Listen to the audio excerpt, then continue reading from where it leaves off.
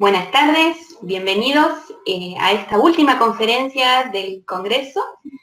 Es la última conferencia plenaria que nos va a cerrar el ciclo de conferencias de la 18ª reunión argentina y 9ª reunión latinoamericana de agrometeorología. Es un gusto presentarla a María Elena. María Elena Fernández Long es técnica en hidrometeorología y es magíster en meteorología agrícola, ambos títulos otorgados por la Universidad de Buenos Aires. Actualmente es profesora adjunta interina con dedicación exclusiva en la Facultad de Agronomía de la Universidad de Buenos Aires y es responsable también de cursos de posgrado en dicha institución y en otras universidades nacionales. Acredita dirección, codirección, asesoramiento de alumnos de grado y de posgrado y ha dictado numerosos cursos de capacitación técnica. Actualmente es miembro del equipo de expertos de la Organización Meteorológica Mundial en la Comisión de Meteorología Agrícola y acredita participación como investigadora y directora de proyectos financiados por la UBA, por la Agencia Nacional de Promoción Científica y Tecnológica y el Inter-American Institute de Global Change Research. Ha publicado trabajos en revistas científicas internacionales, numerosos capítulos de libros, ha prestado una vasta producción en eventos científicos de alcance nacional e internacional, acredita producción de software de la disciplina, especialmente con registro de propiedad intelectual y publicaciones de divulgación en diferentes formatos. Ha recibido premios y menciones por su labor científica del Servicio Meteorológico Nacional, de la Honorable Cámara de Diputados de la Nación y de Desarrollo Tecnológico de Innovar en el área de la industria. Así que es con mucho gusto, estamos acá para escuchar su disertación sobre humedad del suelo, variable climática esencial. Adelante, María Elena. Bueno, Ana, muchísimas gracias por tu presentación larga. Gracias, Ana. Muchas gracias. Bueno, vamos a ver si puedo ahora compartir, que recién me enseñaron, a ver si ahí va. Supuestamente están viendo la pantalla, ¿no es cierto? ¿Se ve, Ana? Sí, perfecto. Buenísimo. Bueno, antes que nada, quisiera agradecerles profundamente a los organizadores del evento por invitarme a este importantísimo evento y sobre todo felicitarlos por la organización del evento, porque la verdad, justo recién detrás de cámara les decía a Ana y a Diego lo maravilloso de esta plataforma, de la organización del evento, de cómo estuvo todo armado, excelente, ¿no? Y con la dificultad que tenía este evento. Así que, la verdad, no tengo más que felicitarlos, ¿sí? Y bueno, para entonces contarles un poquito de qué se trata, de qué es lo que voy a hablar hoy. La idea era contarles un poco sobre la humedad del suelo, variable climática esencial, así la denominó la Organización Meteorológica Mundial. Y entonces un poco mi idea era contarles un poco sobre los primeros estudios de humedad del suelo en la Argentina, contarles sobre el modelo BOA, contarles también sobre el proyecto Jazmín y cuáles fueron los trabajos que surgieron de ese proyecto, otros avances en el tema de humedad del suelo y los usos actuales que estamos dándole a los productos que generamos. Entonces, para comenzar, quería contarles un poquito sobre los primeros estudios en la Argentina de humedad del suelo, que fueron llevados a cabo por el ingeniero Burgos. El ingeniero Burgos, ya en la década del 40, comienza sus primeros estudios en humedad del suelo, y en el 51 publica su primer trabajo publicando la metodología del balance hidrológico climático de Sorway, y es quien fue el pionero en nuestro país con respecto a este tipo de estudios. Burgos perteneció a la cátedra a la cual hoy yo pertenezco y para mí realmente es un honor y también un desafío estar en una cátedra de tanto prestigio y de tanto renombre, así que es una alegría pero también una responsabilidad. Después de Burgos, Pascale continuó con su trabajo, con la línea de trabajo de Burgos, y Pascale y Damario publicaron en el 1977 lo que dieron en llamar el balance hidrológico seriado, que no era más que aplicar la metodología del balance climático de Sorway, pero en forma secuencial, por eso también lo han llamado balance hidrológico secuencial, o sea, aplicado mes a mes, que seguramente todos ustedes conocen y lo habrán visto en sus carreras. Después, en el año 87, Portelay desarrolla el agroagua. Quiero destacar los trabajos de Juan Alberto Portelay, que tampoco está hoy ya en esta dimensión, al menos, con nosotros. Y Juan Alberto lo que tuvo, el gran desarrollo de Juan fue poder llegar a que este modelo, que lo llamó agroagua, la idea era, basado en el balance hidrológico de Sorway, él desarrolló ya a escala diaria, ¿sí? Y además, bueno, lo hizo en forma operativa para la región pampeana. Y nosotros, basados en el trabajo de Portelay, desarrollamos lo que dimos en llamar el balance hidrológico operativo para el agro, o lo que se conoce por sus siglas BOA, ¿sí? Este trabajo lo llevamos a cabo junto con Liliana Estecha, Irene Barnatán del Servicio Meteorológico y también de la Facultad, y con Guillermo Murphy. Esto lo publicamos en el año 2012 y el año pasado publicamos este trabajo con Rafael Hurtado. Rafael, seguramente muchos de ustedes lo conocen, estuvo muchísimos años en nuestra cátedra, en la facultad, y hace unos años se volvió a la Universidad de Jujuy, y Rafa siempre tuvo muy presente la necesidad y la importancia de la educación y de llevar todos los conocimientos de la mejor manera a los alumnos. Entonces, impulsada un poco por esta necesidad que Rafa me ha inculcado de hacer conocer y llevar todo lo que hacemos a los alumnos, desarrollamos el balance hidrológico operativo para el agro, versión estudiantil. Es una versión simplificada que se puede bajar de acá, ustedes entran a la publicación, se la pueden descargar, y la ventaja de este modelito simple es que los alumnos pueden jugar con datos y entonces ver de qué manera el modelo reacciona cuando, por ejemplo, se le cambia la capacidad de campo al modelo, o cuando se cambia y se pone un año más seco, un año más húmedo. Entonces, nada, permite analizar los resultados con mayor facilidad. Entonces, ahora la idea era contarles un poquito sobre cómo funciona este modelo, el BOA. El BOA es un modelo muy simple, es un modelo operativo y con fines agrícolas. Este modelo trabaja a escala diaria, ¿sí? Trabaja con algo así como 110, 120 estaciones meteorológicas operativas del Servicio Meteorológico Nacional, y se trabaja para todo el país. Todas estas son las estaciones que en este momento están operativas y con las cuales se está trabajando el modelo. Trabaja con unos suelos homogéneos y con un perfil de aproximadamente 1 metro o menos si es que encuentra algún impedimento antes. El agua ingresa al sistema a través de la precipitación y sale como evapotranspiración real. También se pierde a través del escurrimiento y de la percolación profunda. Y entonces de esa manera queda almacenado el agua en el suelo. Una cosa muy importante, y que en realidad ya el otro día Jorge se los adelantó, me spoileó un poco la presentación. No, le agradezco a Jorge muchísimo su presentación. Y lo que comentaba Jorge es que la importancia de la napa, este modelo, una de las principales limitaciones que tiene, es que no tiene en cuenta la napa. Y esto es muy importante saberlo y tenerlo en cuenta a la hora de utilizar los resultados del modelo. Porque en el caso de aquellos sitios donde haya anegamiento o la napa a nivel de superficie, entonces el modelo pierde validez, ¿sí? Así que bueno, gracias Jorge por adelantar los resultados del trabajo. Los datos de entrada del modelo son, por un lado tiene datos de entrada, datos diarios, trabajo con datos de precipitación, temperatura máxima, mínima y heliosfera efectiva, y además con datos horarios de tensión de vapor, presión atmosférica y viento, y toda esta información se utiliza para calcular la evapotranspiración potencial por el método de Penman-Monti. Entonces, además de los datos meteorológicos, requiere de datos de suelo, de capacidad de campo y de punto de marchitez. Con estos dos coeficientes hidrológicos se calcula el agua útil potencial, que sería la máxima capacidad de agua que puede contener un suelo determinado, y además tiene en cuenta lo que se llamó el límite de desecamiento, que esto es un desarrollo que hizo Portelay. El límite de desecamiento es un valor por debajo del cual el suelo nunca se va a secar, ¿sí? Entonces ese valor del límite de desecamiento, por supuesto, va a estar en función de la textura del suelo.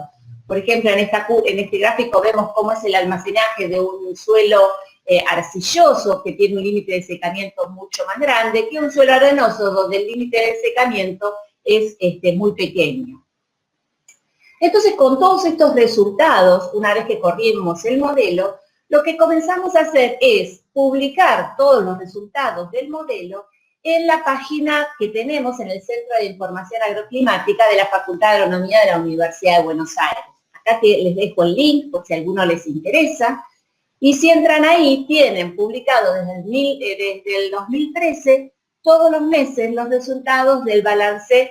Está, por un lado, agua útil, tienen agua útil porcentual, o sea, qué porcentaje del agua útil estuvo ese mes en el suelo, agua total, y también el porcentaje de agua útil en la capa arable.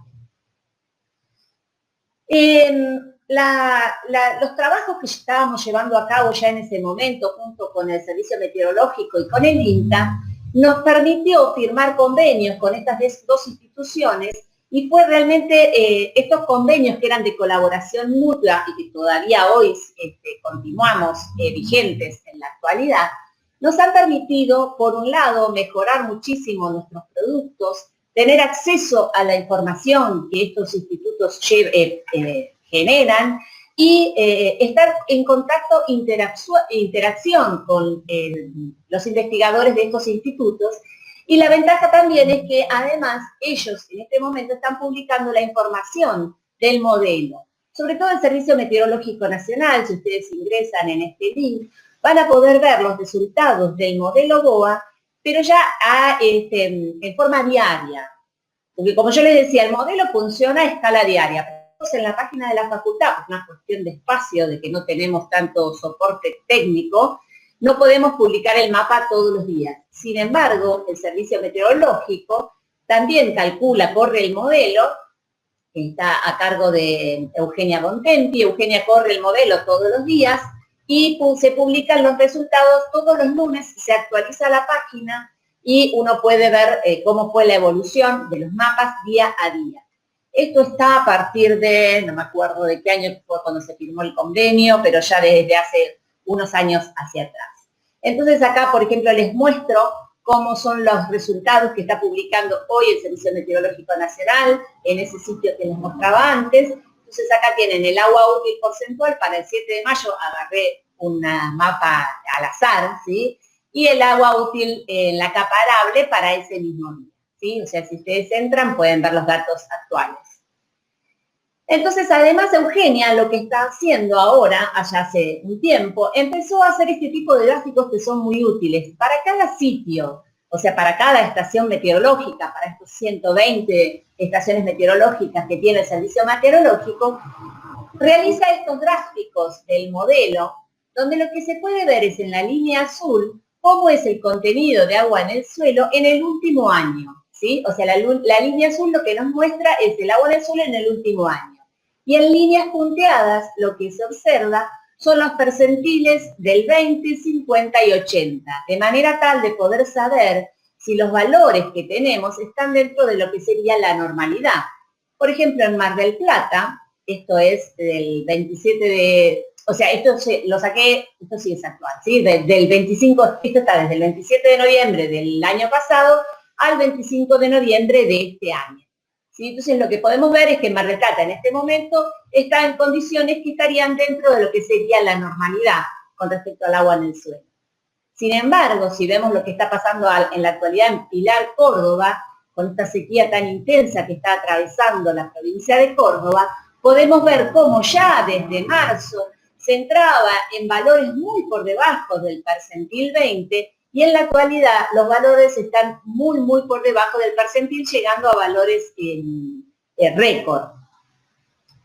Entonces, además de esto, como les decía antes, quería contarles un poquito sobre el proyecto Jazmín. Para mí este proyecto fue muy importante, y entonces quería contarles un poco al respecto. En el año 2012, Cecilia Hidalgo, investigadora principal del CONICET, de sociales, firma un convenio con el IAI, que en ese momento estaba con Thyssen como director del IAI, firman un proyecto muy grande, muy importante, al cual le dan como nombre hacia una ciencia climática útil. Este proyecto tenía varias líneas de investigación, varios grupos se generaron, entre los cuales uno de esos grupos era la estimación de la humedad del suelo.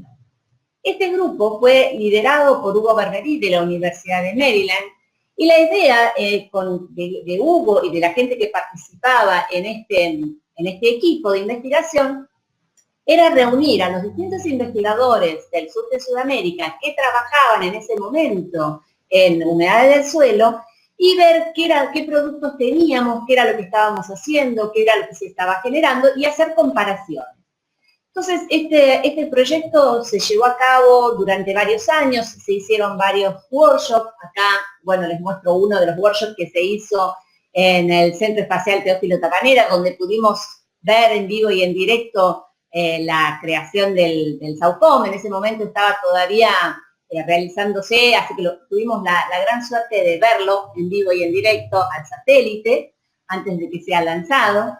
Y entonces uno de los grandes productos de ese proyecto fue la generación de esta documentación, a la cual se le dio por nombre JASMIN, por su nombre Joint Assessment Soil Moisture Indicators, así se llamaba el grupo Y entonces esta publicación también está disponible en la página web de la facultad, así que si ustedes quieren pueden acceder a este documento. Y es una documentación de los distintos productos y métodos empleados en la actualidad, esto fue publicado en el 2017, para estimar humedad del suelo.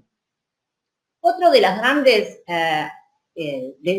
resultados de este proyecto, y para mí uno de los más importantes, fue la interacción que se generó entre investigadores, modelos y datos.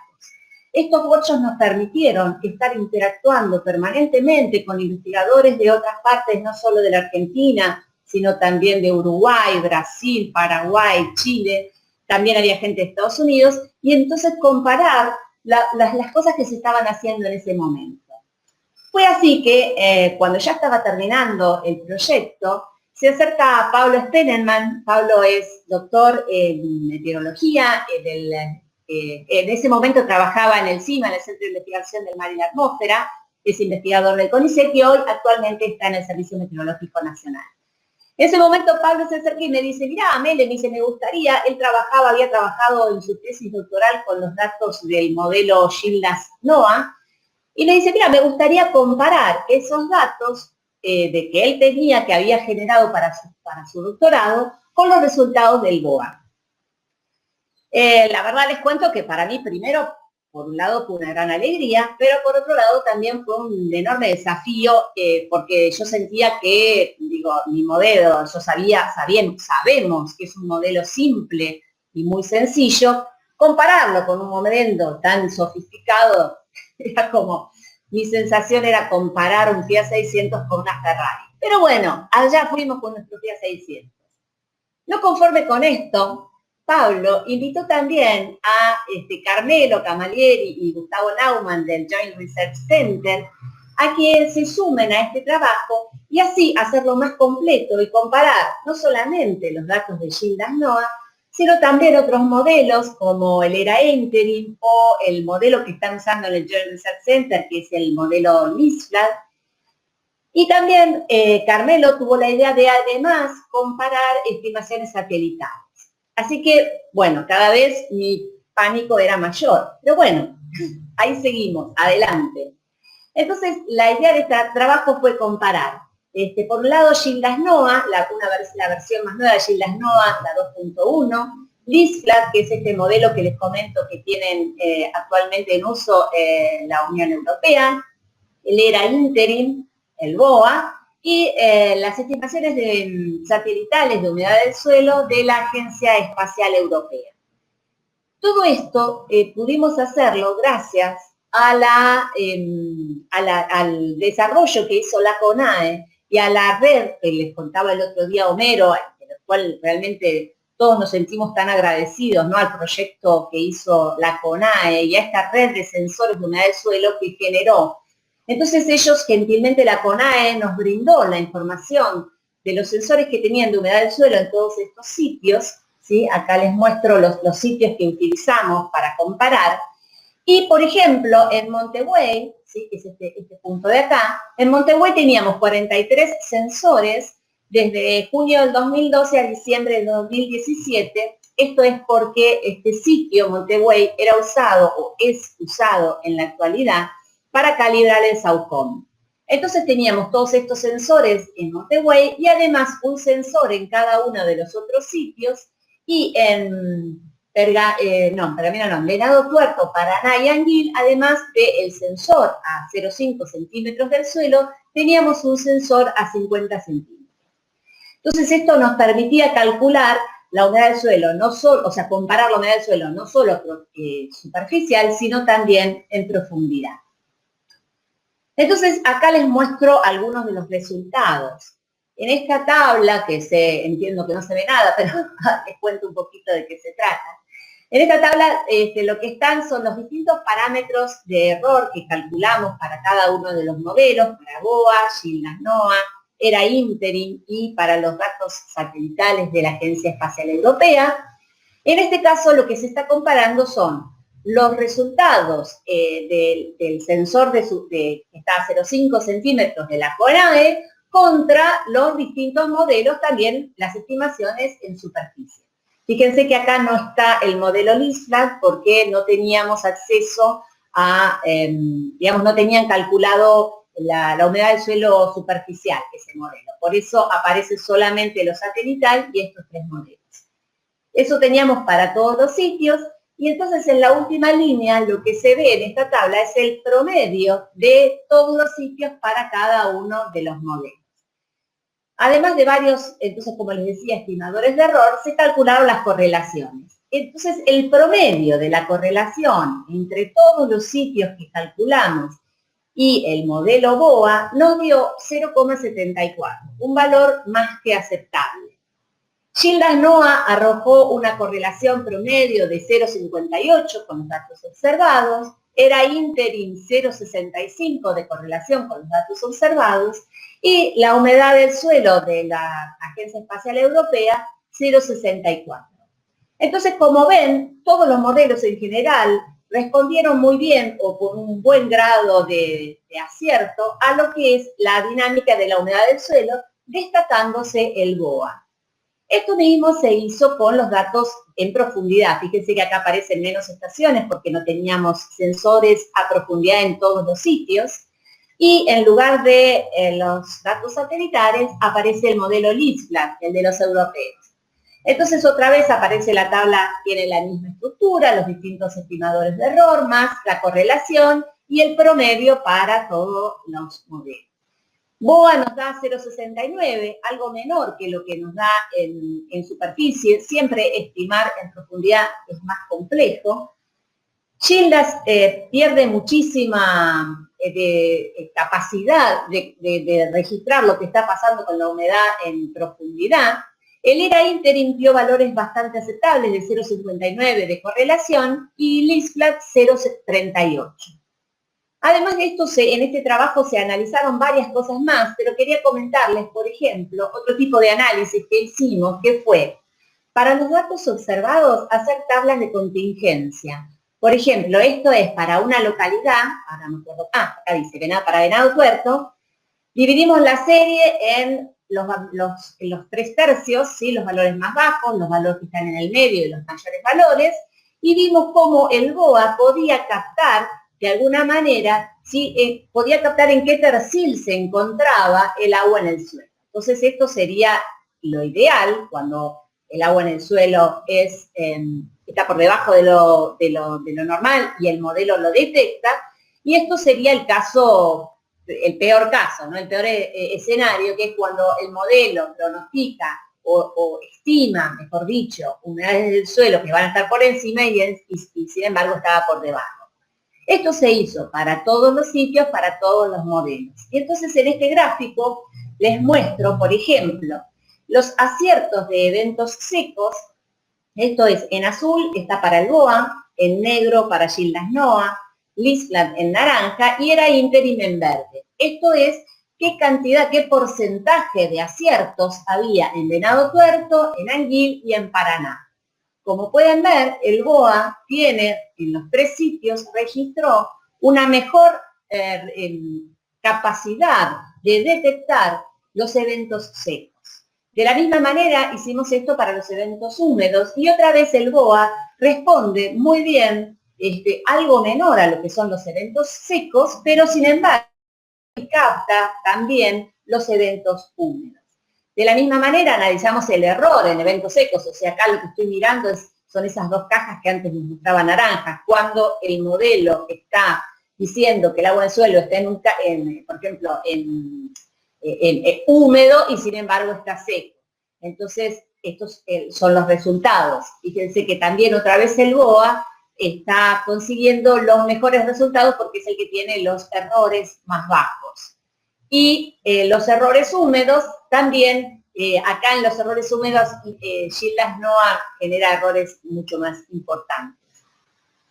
Entonces, como consecuencia de este trabajo, una de las conclusiones más importantes para nosotros fue que el BOA es capaz de representar mejor el rango dinámico y la variabilidad de la humedad del suelo en comparación con los otros productos.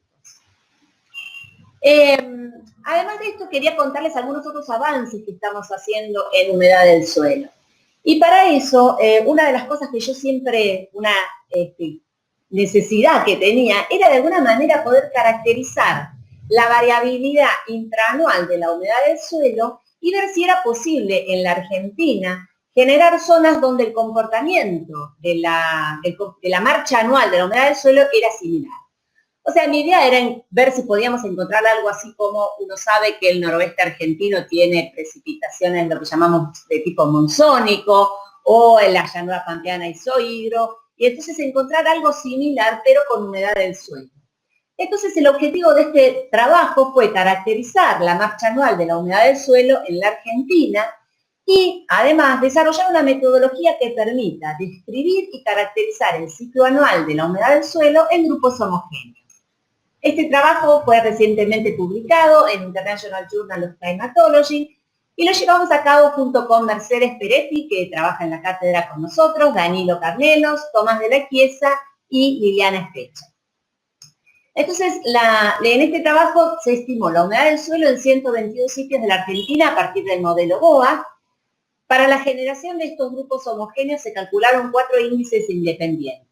La humedad del suelo anual, el índice estacional adaptado, el índice de estacionalidad adaptado, y una de las variables que generamos fue el mes en el que ocurre el máximo de humedad del suelo, y a esta variable la llamamos MMX, ¿sí? Entonces, lo que estoy determinando acá, porque justamente a mí lo que me interesa es determinar grupos que tengan comportamiento de la marcha anual similar.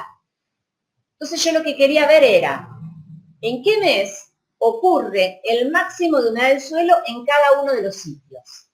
Este gráfico lo que nos muestra es el porcentaje de sitios, de estos 121 sitios, que registraron el máximo valor en enero, muy poquitos, en febrero, en marzo, en abril, ¿sí? Y así sucesivamente. Entonces, la mayor parte de los sitios en la Argentina registran su máximo valor de humedad del suelo en abril y en julio. Y ningún sitio tiene el máximo de humedad del suelo en septiembre, octubre, noviembre y diciembre. De la misma manera hicimos esto con los mínimos, ¿sí? O sea, fíjense acá cómo cambia este gráfico y lo que podemos ver es que la mayor parte de los sitios en la Argentina registran el mínimo valor de humedad del suelo en el mes de enero y ningún sitio registra mínimos valores de humedad del suelo entre abril y agosto. Entonces estas eran nuestras variables y a partir de componentes principales pudimos analizar la variabilidad y generamos los grupos a partir de clúster. No me voy a meter mucho en detalle con la metodología para no perder tiempo con esto, pero sin embargo lo que sí quiero contarles es los resultados que obtuvimos. Entonces en este mapa lo que podemos ver es, por un lado, en cada grupo de colores es un grupo homogéneo con respecto a la marcha anual de humedad del suelo. Entonces, fíjense todos estos triangulitos azules están generando lo que llamamos el grupo 1. El primer grupo lo que muestro en este gráfico es, en barras, la precipitación media anual. En línea llena, la evapotranspiración media anual. Y esta línea es la humedad del suelo promedio para esos sitios, y esta es la barra de dispersión de todos los sitios que cayeron en ese grupo. Entonces, podemos decir que el noroeste argentino presenta el mínimo de humedad del suelo en octubre. O sea, si bien la precipitación mínima es en los meses de invierno, como la evapotranspiración potencial no es tan baja, y comienza a aumentar mucho en los meses de la primavera, registra el mínimo valor de humedad del suelo en octubre y el máximo valor de humedad del suelo se registra en marzo. De la misma manera, el grupo 2, que es el que de los triángulos, de los rombos celestes, fíjense que tiene un comportamiento bastante similar a este de acá. El grupo 1 y 2 son muy similares, con mínimos de humedad del suelo en los meses de primavera y máximos en los meses de otoño. Sin embargo, el máximo acá está corrido, está en abril, acá estaba en marzo, este tiene el máximo en abril, y el mínimo acá es en septiembre. Y por sobre todo, este grupo tiene valores de humedad del suelo, lo cual es lógico, mucho más altos que lo que tiene el grupo 1. El grupo 3, ¿sí?, que son los círculos amarillos, fíjense que la humedad del suelo, en este caso, la marcha anual es casi inexistente, o sea, siempre tenemos más o menos un contenido similar de agua en el suelo y con valores muy, muy bajos en todos los meses. El grupo 5 tiene una marcha de humedad del suelo con un máximo en los meses de invierno y un mínimo en los meses de verano. Y por último, la Patagonia, ¿sí?, tiene un comportamiento similar al grupo 3, ¿sí?, al grupo 4, o sea, todo esto tiene un grupo, tiene un comportamiento similar en el sentido que tienen los máximos de humedad del suelo en invierno y los mínimos de humedad del suelo en el verano. Entonces, de esta manera pudimos caracterizar la marcha de la humedad del suelo en toda la Argentina. Hay que tener en cuenta, y es importante remarcarlo, que esto se hizo para todos los sitios que teníamos disponibles. Hay zonas donde no tenemos estaciones, ¿sí?, sobre todo en altura, y entonces perdemos información en esa zona. Pero de los sitios donde tenemos información, pudimos dividir a la Argentina en estos 5 grandes grupos. Entonces, como conclusión de este trabajo, pudimos dividir el comportamiento de humedad del suelo en 5 grupos. El noroeste y parte del centro de la Argentina presenta el máximo de humedad del suelo en otoño y el mínimo en primavera. Sin embargo, mientras que el este y el sur presentan el máximo en invierno y el mínimo en verano. Bien, por otro lado quería contarles que justamente lo que nos pasaba en este trabajo y lo que nos pasa habitualmente y que seguramente les pasa a todos ustedes también, no solamente a nosotros, es el problema que tenemos siempre con la falta de estaciones. Tenemos solamente 120 estaciones operativas en toda la Argentina y quedan grandes regiones donde no tenemos ninguna estación y no conocemos qué es lo que está ocurriendo. Por ejemplo, para que veamos un poquito qué tipo de problemas nos puede traer aparejado esto, fundamentalmente con la precipitación, ¿no? La precipitación es muy variable espacialmente. Entonces acá, por ejemplo, les muestro cómo es la precipitación acumulada en el mes de enero del año 2020, enero de este año, ¿sí?, con las 120 estaciones que tenemos aproximadamente e interpolado con Kriging, ¿sí? Este mismo mapa, si yo lo hago con información satelital, con estimaciones de precipitación a partir de satélite, fíjense qué diferente queda. Si bien se ve que capta los núcleos de precipitación más importantes, hay zonas como por ejemplo esta región de La Pampa, donde no tenemos acá ningún sitio que esté, ninguna estación meteorológica y no podemos saber si esto realmente es real o no, y esto no se ve. O, por ejemplo, todos estos núcleos de precipitación en la Patagonia los estamos perdiendo a la hora de hacer los análisis. Por eso la gran importancia de empezar a trabajar y que Homero en su presentación lo recalcó tanto, la ventaja de trabajar con información satelital. Me acuerdo que allá por el 2012,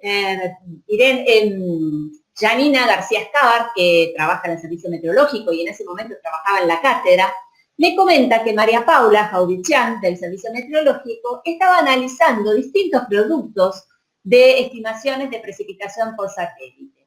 Y entonces Janina me dice, ¿por qué no prueban de trabajar con las estimaciones Seymour? Que yo en ese momento no sabía ni de qué se trataba. Pero bueno, nos pusimos a investigar un poquito de qué se trataban las estimaciones Seymour y así que surge la tesis de Danilo Carnelos, de la cátedra. Entonces Danilo lo que hizo fue adaptar el modelo BOA y alimentarlo, en lugar de con las estaciones, con los datos de estaciones, alimentar el modelo con los datos de Seymour.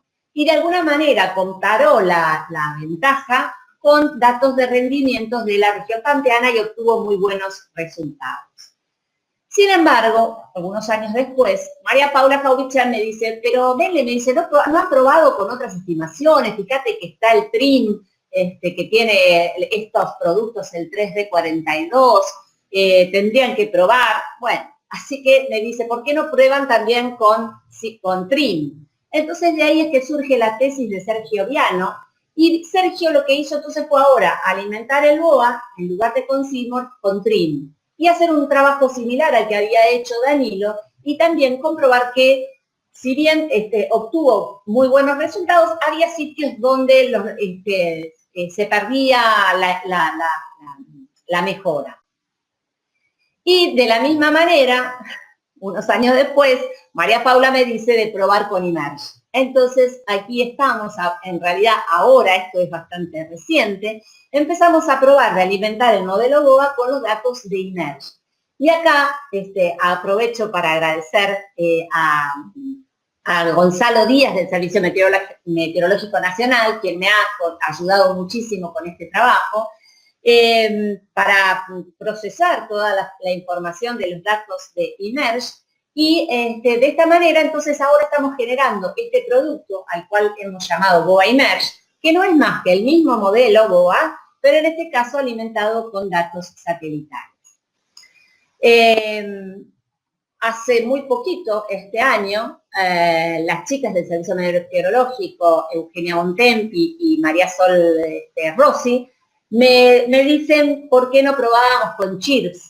Así que bueno, esa parte se las dejé a ellas y entonces ellas han probado de alimentar el BOA con CHIRPS y no los voy a spoilear, pero les sugiero que vean la presentación que van a hacer en un rato nada más, así que tienen el trabajo de las chicas para ver cómo funciona BOA CHIRPS. ¿Sí? Lo presentan ahora a la tarde, en la sesión que sigue. Y otro, esto está todavía más en pañales, es la idea de probar de la misma manera con los datos de Power NASA, y de acá surge entonces la tesis de Gastón Sosa, que va a trabajar con Power NASA. Por ahora Gastón lo que está haciendo es simplemente analizar los datos de Power NASA para ver si podemos de esta forma alimentar el modelo BOA con Power NASA. Así que también los invito a que vean el primer trabajo que hace Gastón con respecto a este tema, y que es su tema de tesis, y está dando sus primeros pasos en el tema, no en la cátedra que ya hace muchos años que está participando Gastón. Bien, otra cosa otro de los avances que quería comentarles era la tesis de Mercedes Merteretti, que también en realidad Mar estuvo ayer, pero como está grabado, si les interesa pueden ir a buscar el video y escucharla. Lo que está haciendo Mer es mirar un poco hacia atrás en la historia, en estos 50 años que tenemos de información, y ver cómo se ha comportado, si podemos ver algún tipo de comportamiento de tendencia en la humedad del suelo y en las variables asociadas a ella. Así que, bueno, acá esto es la tesis de Mer, que tampoco se la puedo spoilear, pero les recomiendo que sigan los trabajos de Mercedes, que está haciendo cosas súper interesantes. Y además quería contarles el proyecto que está liderando Liliana Specha, junto con Marcela González del Centro de Investigaciones del Mar y la Atmósfera y con Elizabeth Castañeda, también del CIMA, ambas del CIMA, están desarrollando un pronóstico estadístico de agua del suelo en la región pampeana. Este proyecto lleva ya unos años, y hace muy poquito publicaron el primer trabajo con los primeros resultados, con resultados muy alentadores. Lo que estamos haciendo en este trabajo, yo estoy colaborando solamente con ellas. Ellas analizan distintos indicadores, como por ejemplo la altura geopotencial en 1500 o 200 hectopascales, el viento meridional y zonal, la temperatura de la superficie del mar en distintas regiones, y a partir de estos índices y otros más, poder estimar, poder pronosticar con un mes de anticipación el agua en el suelo. Entonces, acá, por ejemplo, les muestro como los primeros resultados que están obteniendo en este proyecto, que son para pergamino, cómo les dio el modelo y cómo son los datos, digamos, los datos observados y pronosticados a un mes, corrido a un mes. Entonces, esto es una metodología que Marcela ya hace varios años que está llevando a cabo, ella estaba utilizando esta metodología para pronosticar precipitación con muy buenos resultados en distintas partes del país, y ahora también con otro grupo de estudiantes está haciendo esto mismo, que ayer también presentaron los trabajos los chicos de Marcela, pronosticando otras variables como temperaturas máximas o mínimas. Y entonces la idea de Marcela y de Liliana Especha era utilizar esta metodología, pero en este caso para pronosticar agua en el suelo. Así que los invito también a que sigan estos trabajos que están haciendo las chicas. Por último, quería comentarles cómo estamos usando esta información y en qué cosas se están utilizando mes a mes la información que estamos generando. Uno de los usos que se le da a los productos que generamos, además de publicarlos periódicamente en las distintas páginas que les decía antes, tanto del Servicio Meteorológico, del INTA o de la facultad, en las reuniones de tendencia climática que se llevan a cabo una vez por mes en el servicio, presentamos los mapas estos de agua útil y agua total, calculados con BOA y MERGE. Acá les dejo el link por si quieren ir a mirar cómo hacen los resultados, ¿no?, de las reuniones de tendencia climática.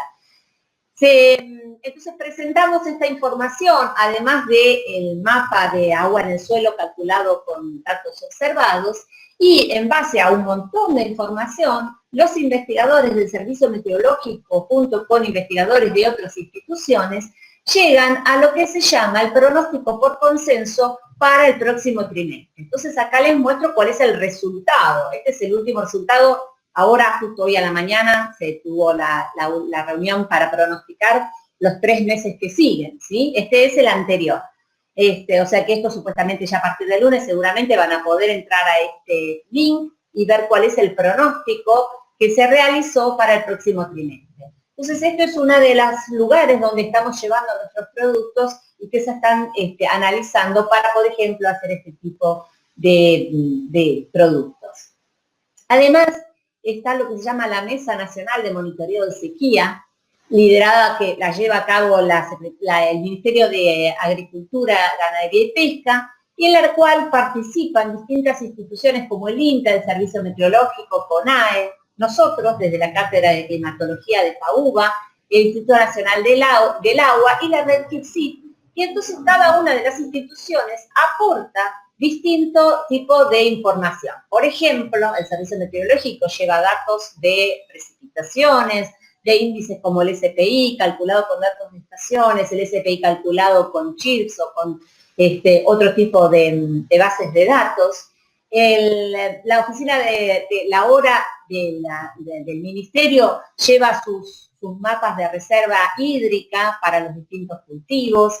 El INTA provee datos de NDVI, de EBI, y nosotros, la CONAE lleva los resultados del SAUCOM, ¿sí? Y nosotros aportamos en estas reuniones los mapas de humedad del suelo calculados con datos observados, ¿sí?, a lo que llamamos el BOA tradicional, ¿sí? Eugenia lleva también estos gráficos para poder analizar en determinados puntos donde ya sabemos que el agua en el suelo está siendo un problema, para ver cómo es hacerles un seguimiento en el último año. Y además, entonces, llevamos los mapas del BOA calculado con IMERGE. y esto lo hicimos hace muy poquito, o sea, esto es totalmente reciente, un índice de sequía que estamos desarrollando y que por ahora está totalmente en fase de prueba, que es un índice de sequía en base a la información que estamos generando con BOA y Merge.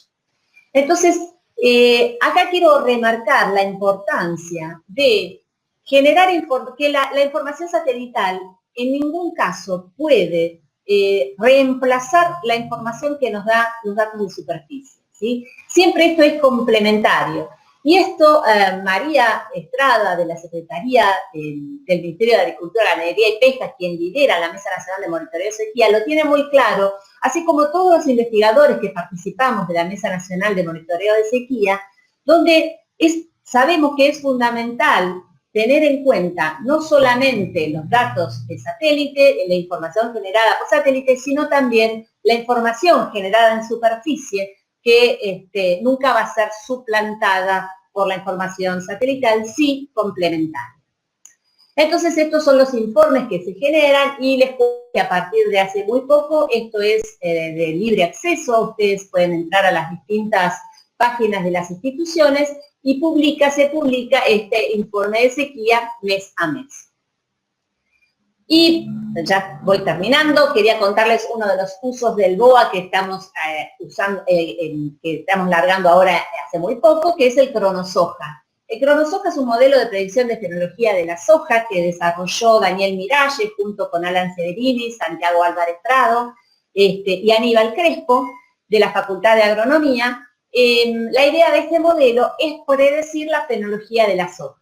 Entonces, en este modelo se puede calcular la fenología, las fechas en las cuales se dan las distintas fases fenológicas de la soja y sobre todo calcular el periodo crítico y de qué va a ser en el momento en que se va a determinar el rendimiento. Entonces, si uno entra al modelo, al cronosoja, les aparece una pantalla de este tipo, lo único que tienen que hacer es registrarse, pero es gratuito, o sea, no hace falta pagar, es simplemente para tener una idea de cuánta gente lo está usando. Se registran y ingresan a esta página. Entran con la localidad que a ustedes les interesa, se están ordenadas por provincia. Entran hay una cantidad de cultivares muy importantes con las cuales han trabajado y ingresan la fecha de siembra, el día y el mes y calculan entonces de esta manera lo que son las fechas en las cuales, las fechas fenológicas en las que se dan los distintos estadios para la soja, y fíjense acá, lo que les da es la disponibilidad de agua en el suelo en cada uno de los subperíodos. Y esto fue calculado con el BOA. De la misma manera, también para cada etapa tienen la probabilidad de heladas en cada una de las fechas que están calculando. Esto se hizo para todos estos sitios, o sea, son todos los sitios que produjeron soja en los últimos años, y todo esto se calculó con los datos diarios de la base de Power NASA. Entonces nos quedaban para cada sitio, tenemos todo esto calculado. Esto ya está libre, pueden entrar hoy mismo a la página de cronosoja y ya pueden acceder. Acá yo les dejo el link. De la misma manera tienen cronotrigo y cronocebada y estamos por también sacar cronocanola, y lo que también quería comentarles es que en breve, muy breve, calculo que para la semana que viene, si me pongo a trabajar porque debo algunas cuestiones yo, vamos a tener ya disponible cronosoja para todo Uruguay. De la misma manera que calculamos para Argentina, ya se terminó de calcular y falta solamente subir la información, que es lo que tenemos que hacer ahora, para Uruguay. Y estamos ya terminando también Paraguay. Y la idea también es trabajar, poder generar, que eso todavía se están haciendo los primeros inicios en calcular cronosoja para Chile y para el sur de Brasil. Bueno, con esto les agradezco mucho la atención a todos ustedes y además quiero agradecer a todas las personas con las que he trabajado en todos estos años en la Facultad de Agronomía, principalmente a todos mis compañeros de la cátedra y a toda la gente que fui conociendo y con la que fui trabajando en todas estas instituciones, que no quiero nombrar porque son tantos que seguramente me olvidaría de muchos de ellos, ¿sí? Y en especial para agradecer a mi gran maestro Claudio Naranjo. Así que con esto sí, dejo entonces espacio ahora para las preguntas. Ahora, ¿cómo hago para dejar de compartir? No sé. A ver. Aquí abajo. Ahí. Fantástico. Bueno. Muchísimas gracias. Creo que se nos salió María Elena, no la veo. A ver.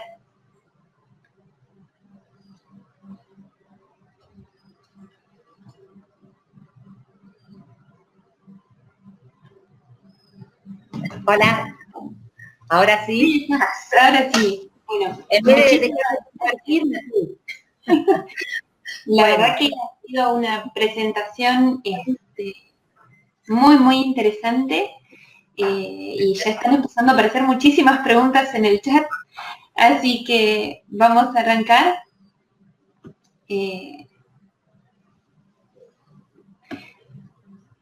Aquí estamos. Bueno, tenemos varias felicitaciones. Y Jorge Mercado dice, en el riego agrícola tiene mucho efecto el agua del segundo metro y cómo afecta el tiempo y el uso previo del lote. Entonces, la pregunta va hacia el no simular esa humedad del segundo metro de suelo y tener un KC de 1, si el BOA tendría una limitante entonces para cuantificar el riesgo de sequía. Sí, gracias Jorge por tu pregunta. Y bueno, primero y principal con respecto al KC, es importante tener en cuenta que el BOA, hay que tener en cuenta la escala con la que nosotros trabajamos. Estamos haciendo un mapa para toda la Argentina, entonces sería imposible poder determinar un KC para cada sitio, para cada lugar y para cada momento del año, ¿sí? Porque en cada punto en el cual estamos calculando, imagínense que hay un montón de cultivos, hay un montón de fechas de siembra, entonces la idea es calcular algo que sea totalmente regional y genérico. De hecho, yo he probado en poner distintos KC, como tratar de buscar un KC que sea regional, y cuando lo corremos, el modelo empieza a perder, en vez de mejorar, empeora, ¿sí? Entonces, se pierde bastante cuando uno trabaja así, en esta escala, o sea, no hay que perder de vista la escala en la que estamos trabajando.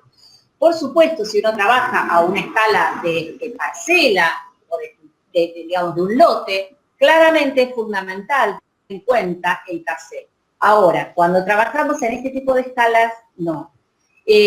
Por otro lado, el tema del metro. Hay distintos, digamos, nosotros estamos trabajando ahora en la actualidad con la gente, con Diego Cosentino y con, se me fue el nombre, Miguel del INTA, de suelos, ¿sí? Para generar, de alguna manera, para mejorar la capa de suelos que tenemos, ¿sí? Y entonces, en este sentido, yo estoy hablando con la gente del INTA para ver de qué manera, qué me asesoraban ellos de qué manera, si calcular o no, si considerar un porcentaje de suelo mayor o no. Así que bueno, en eso estamos trabajando, pero por ahora la idea es, digamos, el modelo hoy trabaja con hasta 1 metro de profundidad. Muy bien. Respecto al modelo de cronosoja, Silvia Clavero pregunta si que sería interesante para poder usarlo en docencia y los estudiantes pueden registrarse. Sí, Silvia, gracias Silvia por tu pregunta. Sí, la idea es que pueden registrar, solamente se pide que se registren para hacer como un control de la gente que lo está usando.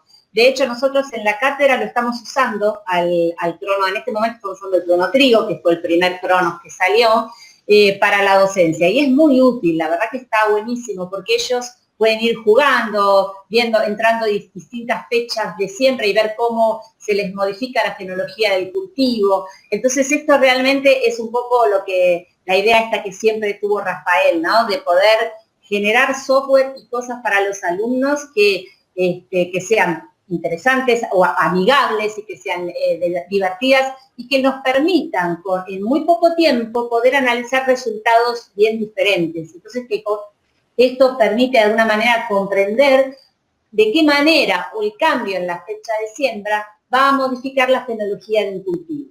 Entonces sí, se puede y los invito también a que lo utilicen. Una pregunta que quería hacerte respecto a la versión estudiantil del BOA es si han ido llevando registro del uso del software por los estudiantes y de cuál ha sido la reacción de los estudiantes. Mirá, la verdad es que no solo que no he llevado registro de eso, sino que estoy en falta con la Universidad de Buenos Aires porque me han pedido en su momento que hiciera el registro de la propiedad intelectual, porque esto le sirve a la Universidad de Buenos Aires, no a mí, pero no lo hice, esta cuestión de que uno está con tantas cosas, no lo hice, entonces no tenemos un registro de cuánta gente lo está usando en la actualidad. Esa es la ventaja que tiene Cronosoft y que por eso pide que uno se registre, porque de alguna manera al registrarse nos va quedando asentado cuánta gente lo está utilizando. Y con el BOA eso no lo tengo. Más que el boca a boca de lo que me han comentado en varios lugares que me lo han pedido, también en otros países, los estoy usando en Paraguay, en Costa Rica, en Guatemala, alumnos de la maestría que vinieron, que me lo han pedido y que lo están usando allá. Pero por ahora es solamente así de lo que me comentaron, no tengo registros de lo que se está usando. Bien, y después la otra pregunta por ahí un poco más relacionada a los datos que mostraste de las correlaciones, el trabajo comparando en Jazmín, el proyecto Jazmín. Justo Paraná te dio la más baja correlación y me quedé preocupada porque nosotros estamos en Paraná. Si eso podría tener alguna relación quizás con el tipo de suelo. Cuando vos mostraste las curvas de secamiento, sí. si los vertisoles están haciendo mucho ruido aquí. Absolutamente, sí. La primera hipótesis que tenemos con respecto a por qué nos dieron tan bajos es por los coeficientes del suelo que estamos usando, ¿sí? No teníamos, o sea, los coeficientes del suelo que se usaron para hacer esas corridas son los que usa el modelo, ¿sí?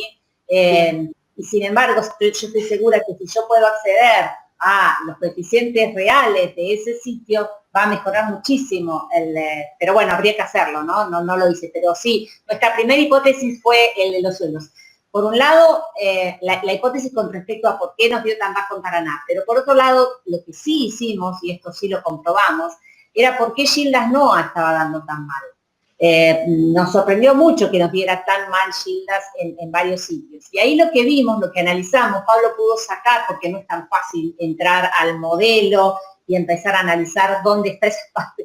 O estos modelos tan complejos tienen el problema que cuando uno se quiere meter adentro del modelo y empezar a modificar, si bien es posible, son modelos muy complejos y no es tan fácil acceder al modelo y cambiar los parámetros. Entonces, analizamos los parámetros del suelo que estaba usando Gildas Noa y, tienen muchos errores con respecto a los suelos, ¿sí? O sea, la verdad es que no eran, de todos los trabajos que nosotros tenemos, porque hay un montón de trabajos, ¿no? Que estiman coeficientes de suelo, valores medidos y todos, no se acercaban a nada de lo que se ha observado o estimado para la región los datos de Gildas Noa. Por ahí no sabemos muy bien de dónde los han sacado, pero el problema estaba ahí fundamentalmente. Bien, y respecto a los últimos mapas que estuviste mostrando de la parte de sequía, de este nuevo índice de sequía que están probando, ¿ese ya es un producto que está disponible para verlo en la web o tenemos que esperar un poquito más? El mapa de sequías no está todavía disponible porque lo estamos, recién está en etapa de prueba, ¿sí? Ese índice que yo le llamé índice BOA, de sequía BOA-IMERGE. Lo que sí está disponible en la página, que pueden entrar todos los meses, es el resultado de la Mesa Nacional de Sequía. Ese gráfico que estaba al final, eso sí, está disponible, pueden entrar y poder ver los resultados. El mapa, en cuanto lo tengamos calibrado y analizado el índice y veamos si realmente funciona bien, la idea, por supuesto, también es disponibilizarlo. Nuestra idea siempre con Liliana Estrecha, mi jefa y amiga, es poder disponibilizar todo lo que hacemos, ¿no? Porque si lo hacemos, ¿para qué lo hacemos? Sino para que se use, para que sea útil y no guardárnoslo y nadie lo mire, ¿no? Así que sí, la idea es en la medida que veamos que sea útil, y entonces es disponibilizarlo, pero no antes, sin hacerle algún análisis. Excelente. Tenemos muchos saludos y muchas felicitaciones en el chat. Son varias páginas de mensajes de felicitaciones. Incluso ahí Jorge dice gracias por las respuestas. Hasta el momento nadie ha puesto ninguna consulta nueva. Así que no sé si quisieras vos contar un poquito más de los últimos productos que estuviste hablando, de hacer trabajos con el crono cebada, crono trigo, porque ahí ya veníamos medio apurados con los tiempos, entonces si querés aprovechar para poder tomar unos segundos más. Bueno, no, simplemente contarles que realmente es un proyecto que está llevando a cabo Daniel Miralles de la Cátedra de Cerealicultura de la Facultad de Agronomía de la Universidad de Buenos Aires, junto con otras instituciones como el INTA y otras instituciones de otros países, porque la idea es poder llevar este mismo modelo a otros países. Ya se han hecho los ensayos y ya está terminado en Uruguay, y ahí trabajamos muy codo a codo con la gente del INA, del INIA, ¿no? O sea, el INTA de Uruguay, ¿no? Y la idea, entonces, ahora sí es llevarlo a Paraguay, que si bien los modelos faltan la parte de ensayos a campo, y en eso está trabajando mucho Alan Severini del INTA, y lo mismo para Chile, ¿sí? Así que la idea también es llevarlo al sur de Brasil. Pero bueno, eso por ahora está verde. Lo que sí ya está terminado es Uruguay y Paraguay muy avanzado, así que también esperemos que en breve. Por otro lado, con respecto al cronotrigo, ya estaba, o sea, si uno entra al cronotrigo, uno puede entrar y ver los resultados, pero lo que están haciendo ahora la gente de cereales, y eso no sé nada, así que habría que preguntárselos a ellos, es incorporando nuevas variedades de trigo. Entonces se está haciendo una actualización del software del cronotrigo con los nuevos materiales genéticos, que ellos están probando los modelos a ver cómo se ajustan a los nuevos materiales, y entonces vamos a aprovechar en esta actualización del cronotrigo y en el crono cebada, incorporar toda la información de agua del suelo, que en la primera versión del cronotrigo eso no estaba, solamente se analizaba, digamos, de la parte meteorológica lo que analizábamos era heladas y golpes de calor. Entonces la idea ahora es, como vamos a sacar la nueva versión, es incorporar también toda la información de agua y ampliar también toda la región, porque en la primera versión del cronotrigo se calculaba solamente para los sitios que teníamos estaciones meteorológicas. Entonces esto nos limitaba mucho el número de sitios para calcular. Teníamos algo así como 40, que son las estaciones meteorológicas de la región pampeana. Entonces ahora lo que estamos haciendo es trabajando con los datos de Power NASA. Y esto nos permite expandir y llevar esta información a toda la región.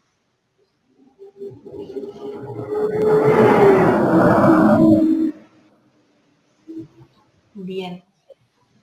Yo, por mi parte, tengo millones de preguntas, pero es como que uno también tiene que ordenar, porque tu presentación ha abarcado tantas facetas, ¿no? Que la verdad es sumamente interesante, y bueno, yo calculo que vas a estar recibiendo varios correos. La verdad que muchísimas gracias por tu participación, por tu presentación para esta reunión. Ha sido un gusto escucharte, y bueno, así como vos los invitaste, yo también los invito a ir a ver las presentaciones, que en este momento van a empezar otra serie de sesiones, y también están los pósters para seguir mirando y dejar las consultas a los distintos autores. Así que el aplauso virtual. Muchísimas gracias y estaremos. Muchas gracias.